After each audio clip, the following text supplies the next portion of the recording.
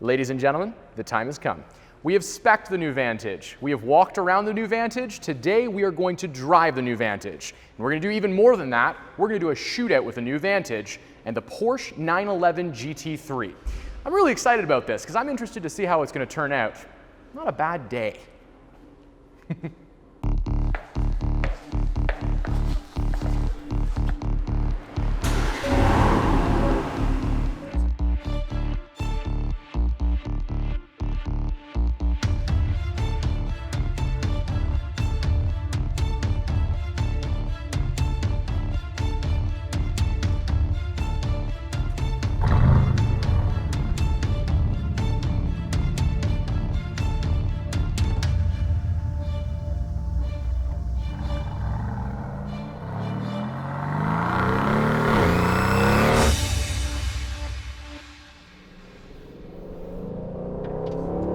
All right, here we are in the 2019 Aston Martin Vantage. What an incredible car. I had the chance to drive this vehicle in northern Spain and just hoon around on the racetrack with it, and it already started to give me an idea of how this car is going to handle on the road. But we've been looking forward to having this back on Canadian streets so we could actually get an idea of, what this thing is going to be like as a daily. And really, really great as it turns out. The thing is incredible. Working where I work, we get to drive a whole host of different automobiles because we're both an Aston Martin store as well as a Lamborghini store. So primarily the vehicles that I tend to drive around are, you guessed it, Aston Martins and Lamborghinis.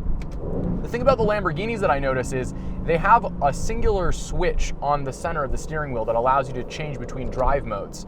The Aston Martin Vantage is better suited as a daily driver, I find, immediately, because you have suspension adjustments and then the actual engine adjustments separated from each other. So when you're driving the car, you can have full track mode for the engine, and then at the other point, we can have comfort suspension, and you can just drive around like that. And I actually really, really like it. Whereas a Lamborghini is just designed to be insane all the time and murder you, which is fine for a Lamborghini. An Aston Martin, a vehicle that I'm going to drive every day, I like the way that it's set up. The other thing is the visibility out of this car is brilliant. I don't think there would be any issue when I'm parking this car in really smart garages downtown. It feels short on the road, which I really like. If you actually look at the measurements, it is short. It should be about an inch shorter than the 911 that we're having a look at later today.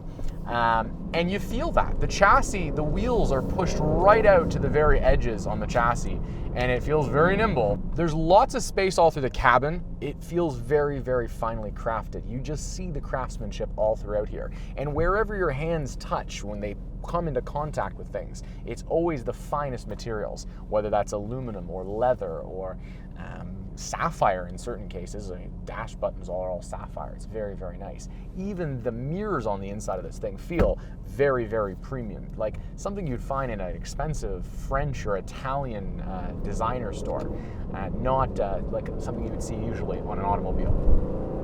The note of the exhaust on this car is freaking awesome.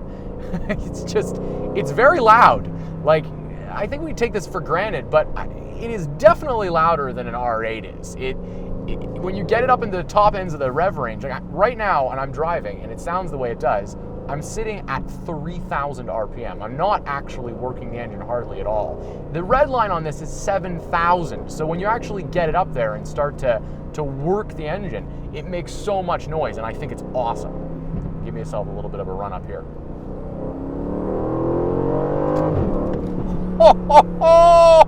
Sounds awesome. And it just wants to go and go and go and rev. Oh yeah, so good. Canada, we have two things that are guaranteed: winter and traffic, and also construction. So three things that are guaranteed in life. This is the second of the three.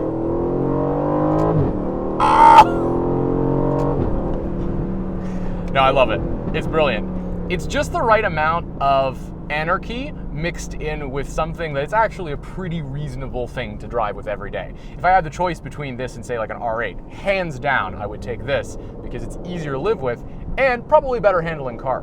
Now, other things worth note, if you're actually living with this car every day, and I have been driving it for the last couple of days, the trunk space on this thing is unreal. I have so much space to put stuff in the trunk.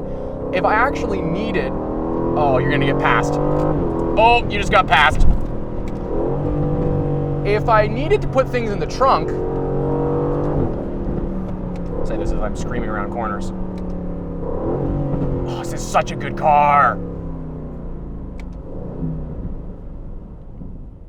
Yes, as I was saying, if you needed to put things in the trunk, there's plenty of space back there. So everyone says this car is 500 horsepower. I honestly feel like it turns out more. When you look at the torque figure on the vehicle, it's really punching above its weight limit, or well, where usually a vehicle of this size engine would punch. And I feel that wherever I drive the car, it is so torquey and it is just so willing to put down the power. I mean, it's really, really impressive. I'm going to be interested to see. I had this around the track. When I had it around the track, it was brilliant. Now, when we compared it on the track, we were comparing it more so to the 911 GTS. But I thought for the price point, why don't we compete it against the 911 GT3? Because you can have a 911 GT3 for the same price of this. 911 GT3 is a bit more of a track-oriented car than this, whereas this is something that, you know, we can take to the track absolutely no problem. I'm driving it right now as we speak in track mode. Interesting fact. But it's designed more so to also be something that I can drive back and forth to work. I can drive it every day if I wanted to. All right, so the vehicle, when you're driving it, you've got incredibly direct steering. When you're in the track mode, it wants to go fast, like really fast, all the time. I've driven a lot of cars, taken a lot of cars to racetracks. It's constantly at you to go faster, constantly. In fact, to the point where sometimes it almost is just a little bit too fast. Did I just say that? Too fast? Doesn't exist. So there's incredible throttle progression. Imagine for a second, if you will, an AMG GTR that was 3 inches lot shorter and then a lot lighter, like 200 pounds lighter. Enter the Vantage, as we have in stock configuration.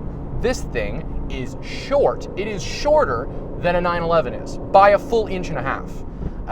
And that really translates to the way that you drive it. The other thing is, we've got a conventional ZF 8-speed, but it is in the most unconventional format.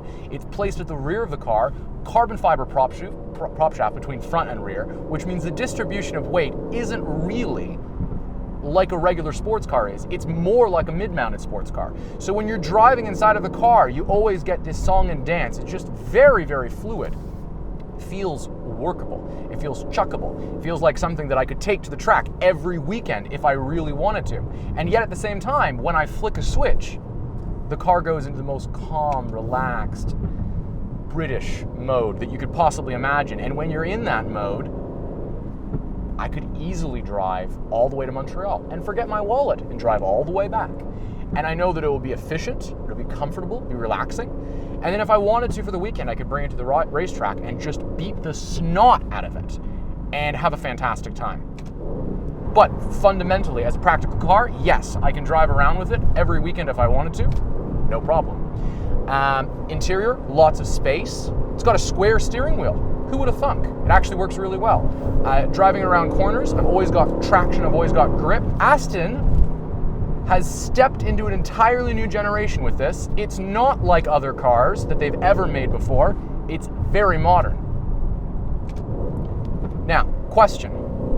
What would this car be like? 150 pounds less, more power. Be a lot of car. Keep that at the back of your head, people. Not because I know what's coming, but fundamentally they're eventually going to have to make a more hardcore racing version of this car. AMR, Aston Martin Racing, is now a thing. They're going to do something. I hope it's fast. Having said that, this is already pretty fast.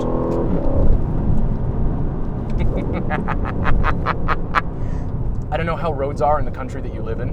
Canada has awful roads. Awful roads. Like the face of a 13-year-old teenager with acne. Not good. Because they placed the wheels so far to the corners on this car, it is very nimble. When you dart it into a corner, it holds. All right, so we've come up with the fundamentals. We've talked about the car. We've talked about how it is. It's a brilliant car. It is absolutely in the class of the absolute best. The thing that gets me about this vehicle is whenever I drive it, I always think, well, you know, it doesn't have as much torque as an Aventador, or maybe it doesn't have quite the turn-in of an 812 Superfast. But think about that. I'm comparing it to vehicles in the same class as an 812 Superfast or an Aventador. This is not in the class of an 812 Superfast or an Aventador, and it is fundamentally almost as good of a product as those.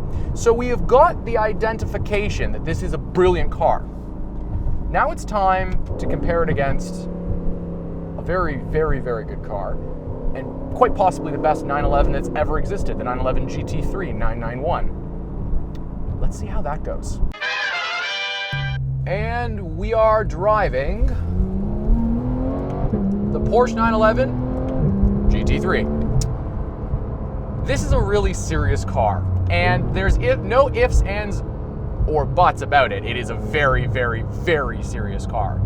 I mean, we all know the formula of Porsche, and this is pretty much as track-centric as it can go. Before we get into ridiculous models that you probably aren't going to get allocation for, let's be honest, none of us are driving around in GT3 RSs or GT2 RSs if we're just a regular walk-in client of the dealership. Couple things that I'm going to point out about the GT3 immediately right off the bat. I'm going to get these out of the way. First off, the back visibility on this thing, because it's a Porsche, the engine's in the back, a little bit higher, a little bit more difficult to see. Plus, I have this beautiful rear wing that is sitting in my back vision. I like the rear wing. If I was going to spec one of these myself, I'd probably get the Touring Pack version. Keen-eyed viewers may have also noticed some of the small details on this car. This one is in fact a 991 and not a 991-2 because we're not Porsche and we couldn't get a 991-2. But nonetheless, it's still a brilliant car, and I figured that was what we were going to compare it against. I like the layout of the interior. I think that the seating position is absolutely dead smack center and perfect for where it needs to be. But I will mention one thing. This vehicle is low enough to the ground that it has a front axle lift system, which is very quick, faster than the Lamborghini ones I noticed. But on the flip side of things, somehow, even though it's so bloody low, my driving seating position is still higher than in the Vantage. The Vantage feels like you are sitting on the ground inside of it, which is an interesting observation. One thing that I've noticed from tracking both Vantage and also the 911 is that the 911 has better... There's no engine in the front of it. So the whole front of it drops down to the ground, and that means seeing the corners of the car are very, very easy on the 911. And still, that's a point to the 911 in that regard. It's really good. So the problem with every 911, and this is on every single one of them, is that they are actually brilliant. And when you drive them, they make you feel like a rock star. And the more that you work onto them, the more that you get lulled into this false sense of, I have an engine in my car where all engines are. And then eventually what ends up happening is you feel the wrath of the 911 and it breaks away at a point where you really don't want to. Now, some very clever German person at Porsche decided that they were going to do this on every single production 911 they make, except for the 911 GT3. So the GT3 still has a naturally aspirated engine. What I mean to say they did that on every car is that they put turbos on every vehicle, which isn't great because then you get on the power and then the turbos come in and then you end up backwards. A lot of people believe this doesn't happen anymore in modern day 911s, but my good friend Daniel, who I'm sure is rivaling in the moment that I'm telling this, just purchased a C4S convertible. And we were entering into the on-ramp and I said, punch it, and he did. And then the turbos came in and we ended up backwards, nearly. He was an incredible driver and managed to recover the situation because he's a pro. But they are, fundamentally, they bite back, right? I was at a NIMSA race last weekend or the weekend before, the one at Mosport, and they ran 4 911s, and 3 of those 911s crashed.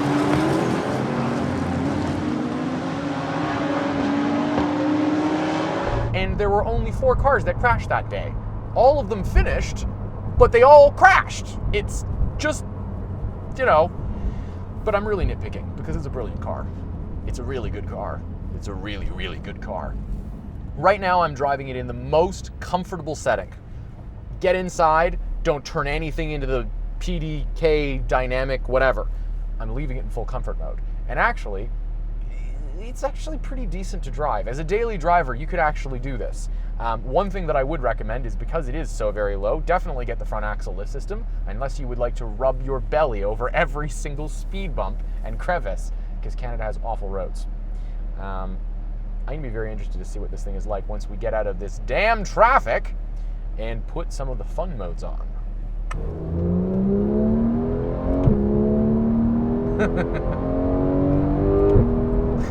Okay, so it's got 470 horsepower. So the Vantage is up on horsepower, but you know how Porsches put horsepower down. They don't really put horsepower down like other cars. There's a Honda Accord in front of me, and he's the bane of my existence. I can see his Uber patch in his window. He's driving like a very slow person. You know when they drive under the limit by 10 kilometers an hour and you just want them to be gone? I'm gonna point out a couple things. The steering wheel has paddle shifters that are mounted directly to the steering wheel, and they're not as big as I would have expected. And I mean, yes, if you're a real race car driver and you're there every bloody weekend, it's probably good to have them right on the wheel. Or is it? I don't know. I should probably talk to a race car driver about that. Some people like them when they're mounted to the column, because that's inherently a sign of an exotic car. Astons, Ferraris, Lamborghinis. But some people like them mounted to the steering wheel, and this car is probably as exotic of a vehicle that they're still mounted to the wheel. But it also means when I spin the wheel, I don't really know where my gear states are going to be. When I was driving it earlier, I had it in comfort suspension. Since then, I put the dynamic springs on, and it feels like really bumpy. Chassis normal control. Yes, please.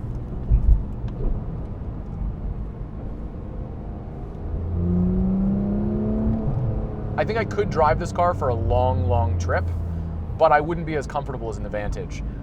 It doesn't have as much space, though there is a lot of space right here. This is really good. It doesn't have as much space on the inside. There's not as many cubbies and stuff like that. The car doesn't have air-conditioned seats. I'm not going to hate on that because it is a GT3, and GT3s shouldn't have air-conditioned seats because that's the way God intended. But it still doesn't have them, and the Vantage does. The other thing, too, is, again, the shape of the vehicle is very, very different. It's amazing how, on paper, these cars are actually very similar if you think about it. They're very close to 500 horsepower. Neither of them have rear seats. Both of them have similar displacement as power goes, and both of them do similar 0 to 60 runs. This one's faster, though.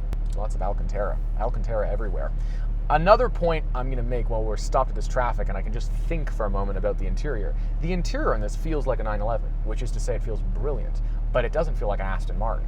Aston Martin's interiors are, these days, even better. I mean, I gotta say, the interior on that Vantage is freaking awesome. And they put a lot of Alcantara on the interior of this, and it feels very, very good. The best in the industry by a regular standard. But Vantage isn't regular, that's the thing. It's extraordinary, it's super luxury, it's handcrafted. And this doesn't quite feel handcrafted. The stitchwork I like on the top of the dashboard. I really like the stitchwork on the inseams here, and the seats are brilliant. They sit me down in them so well. I feel like I am literally sucked into some sort of weird thing. I guess a seat. So the PDK is brilliant. No ifs, ands, or buts about that. It does a great job of shifting between gears. It's very, very quick. I'm gonna say it, the Vantage isn't far behind in speeds though. I've never driven a single plate clutch that is as smooth in shifting, and quick as shifting, I should say. I don't know if you guys can see in the video, but it is very, very, very firm. I get that this car is a track car.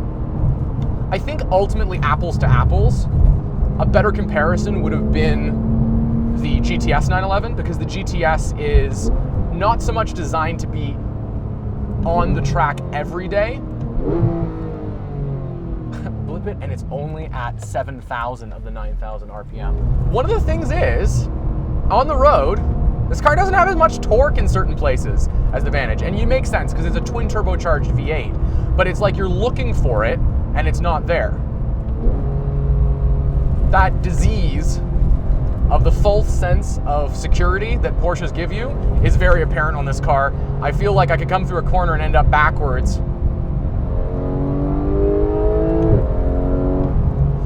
The brakes, you gotta be really on it with these 911s.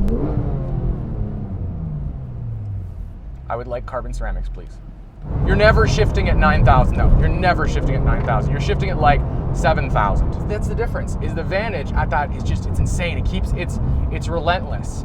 This around a racetrack, I don't doubt it for a second. Brilliant. It would be absolutely awesome. I want more torque. Maybe GT3 RS, maybe GT2 RS. I don't know. But if I'm just a regular Joe Blow, and I drive it in regular Joe Blow mode, PDK Sport, I'll leave the exhaust on, and I leave it to the PDK. This car doesn't really feel unreal until you're at the limit. You have to be very, very high end in that rev limit to get there, which means I got to get to 7. And 7 is pretty far. Pretty far. It's not right there. I mean, on the regular road, I don't think you're going to get 7. I think you're going to do the exact same thing that what you do with most cars, which is you get to 3.5, 4,000 RPM, and you call it quits. Because that's the most that we can comprehend usually on just daily driving. But with this, 8.5, 7,000 RPM, you're not going to do that on a straightaway. So in that regard, on daily driving, I think Vantage actually feels a lot more special. It's a great car. It's a brilliant car. There are certain areas that Porsche just does awesome with. The steering, PDK, still would really like to have paddle shifters that are attached to the steering column. And on this one, I would like to have carbon ceramic brakes because it feels like the brake isn't quite where I want it to be. Holds really well through the corners. They both do. The thing about it is too, is it's so stiff that on regular roads, you come through corners and the chassis is so stiff that on regular roads, you come through corners and the chassis is so stiff that it actually starts to bounce and then you lose traction because the car can't hold itself even with a massive wing down to the ground as you go through these roads. Now on a racetrack, yes, it's going to be smoother, but we're talking on little back roads. So this is kind of an interesting observation.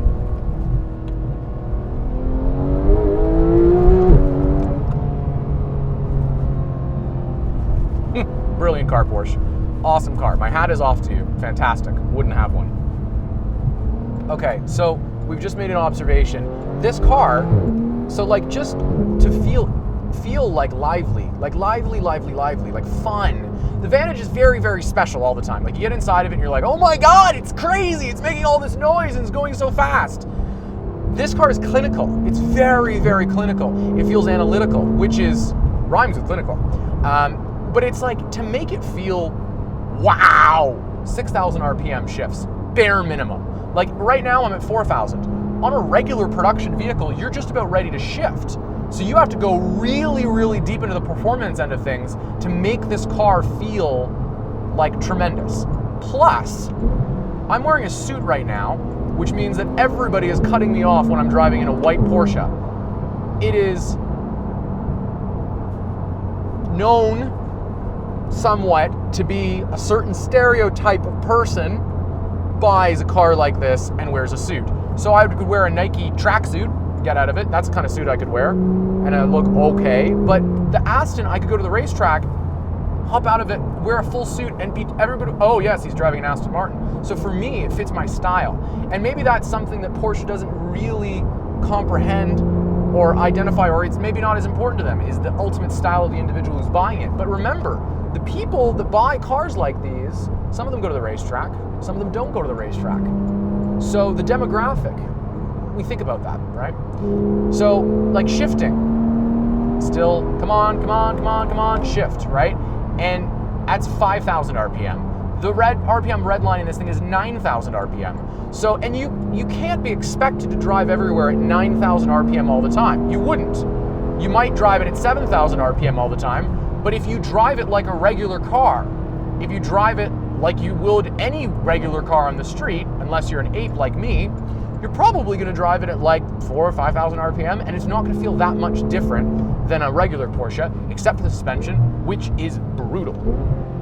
On the racetrack, this thing must just be unbelievable, track time wise, because you can get this sense about the Germans. They're very, very analytical people. They're like, this has to be this way, so we can do that. Yes. But it's not like there was that saying someone once said that, you know, at a factory somewhere, you could never see them putting a whoopee cushion on anyone's chair. It's not a brand like that. It took them X amount of time to come around to 991-2 and say, hey, you know what? We should put a manual transmission and yank the rear wing off this thing. The 911R was a brilliant idea. How long did it take them to get around to that idea? They're all about track time with this car. It's very interesting. It is brilliant, brilliant. There is no question about that. It is a fantastic car, but measuring fantastic, people do that in different ways. And I think as a daily driver, I would rather have the keys to the Vantage. There were corners that I was coming through with this that I was going faster, for sure. 100% I was going faster with this. But I wasn't going that much faster, and at lower speeds, it feels so much faster in the Vantage. So much faster. So, different strokes for different folks, people. All right, in summary, brilliant vehicle. Porsche 911 GT3, incredible. Really have to work it to get to the point where it is off the charts awesome. Whereas the Aston Martin Vantage is more interesting in the lower ends of the torque range, can also rev out really fast. I think around a racetrack, this will probably be a faster car, but the Aston Martin Vantage, not far behind, very, very close. And you know what? I think if it was something that I'm going to be living with every day, these are cooling off still, by the way, I think the Aston Martin Vantage is definitely the pick for me. It looks brilliant. It's fantastic. Goes incredible around a track, goes incredible around the streets, and is a really, really cool car to live with every day. This is the one I'll be grabbing the keys for. We'll see you guys on the next one. Cheers.